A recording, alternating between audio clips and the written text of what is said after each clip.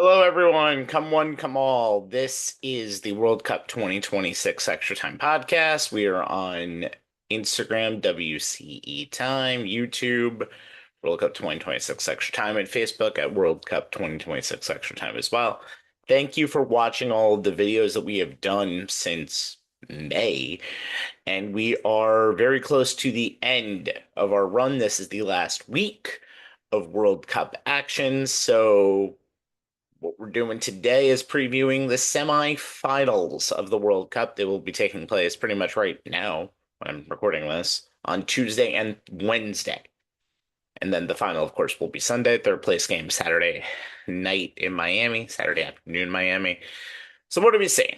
We're going to see France and Spain in the first match on Tuesday. It's kind of interesting to see how this really jumped out. We got the four best teams in the world, the four best soccer nations in the world, best football nations of the world playing on this level right now. But really, the three best teams, which have been pretty much around that top spot pretty much for the last 3 years, have been France, Spain, and Argentina. Argentina just happened to be in the other side of the bracket. That's the way the bracket had made up, so they got the worst of the four teams in England. But France and Spain playing on Tuesday. They have played 38 times since 1922. They played the UEFA 1984 final. France won. They won in the World Cup against Spain 3-1. France won in 2006 on their way to losing in the final to Italy. They played twice in the semifinals of two major tournaments over the last 2 years. 2024 in the Euros, where Spain won on their way to winning the Euro 2024, and then with the UEFA Nations League finals in 2025, where Spain won 5-4. So Spain does have a leg up on France.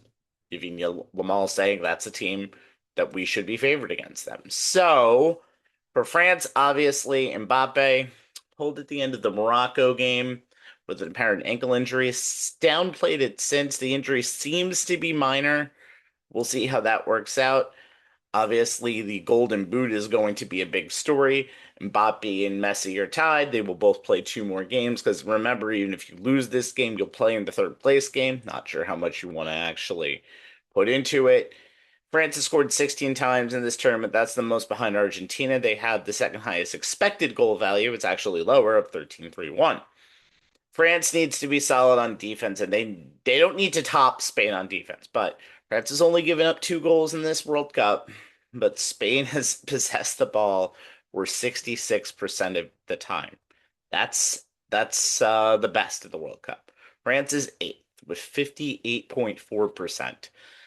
But if they can counter like they have been before, Michael Olise, Dembele, and Bradley Barcola can push the ball quickly and create chances for Mbappe and themselves, I think they're going to be okay in this match.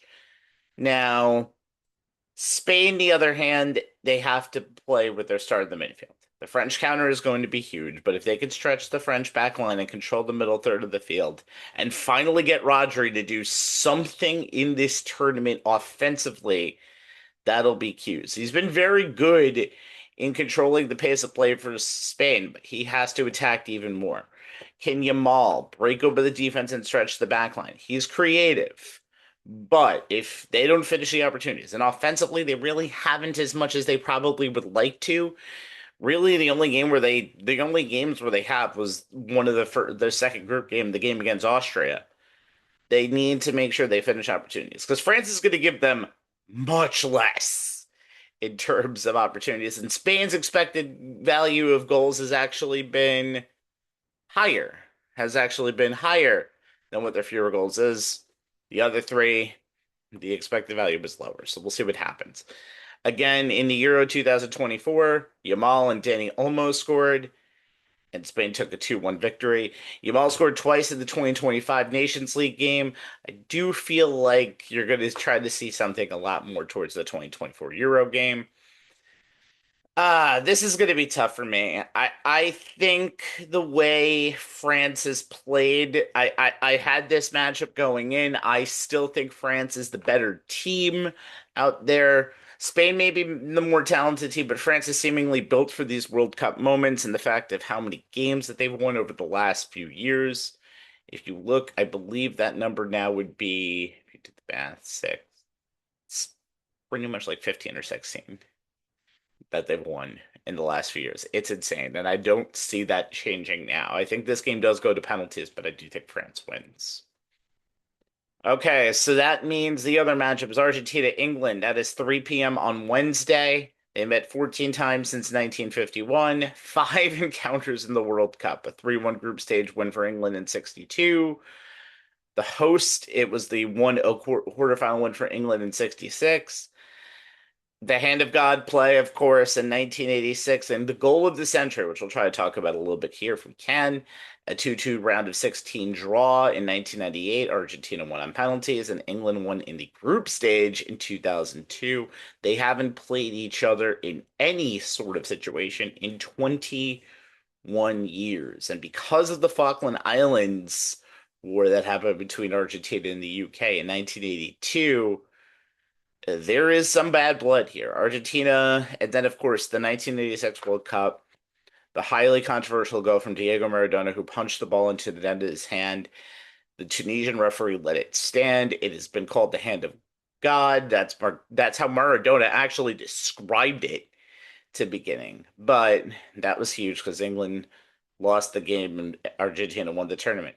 Ironically enough, Maradona's second goal is considered the best goal in World Cup history. It was voted by in 2002 was the best goal in World Cup history.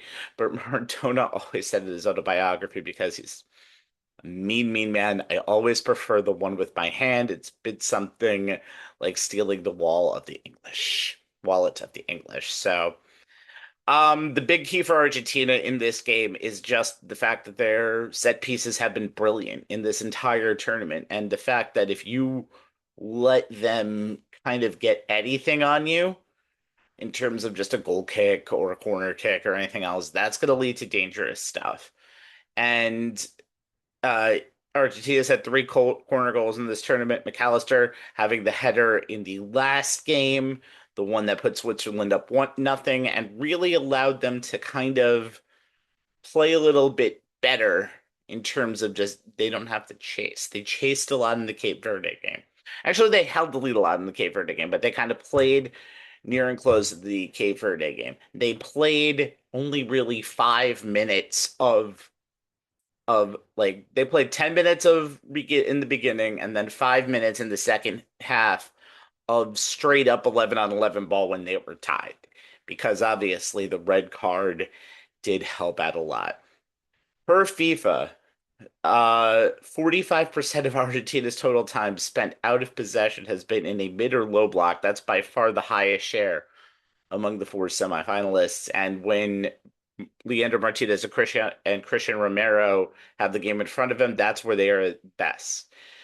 Now, for England, what you're going to see is obviously a lot of people were talking about how Thomas Tuchel uh, kind of sort of criticized how the team played in that game against Norway, and they didn't play great. They played the worst out of the four teams by far, but they still have issues. The right back dilemma rumbles on. Jarrell Quinza remains suspended. He was suspended for 2 games. This is the second. Reece James is probably not going to play in the beginning.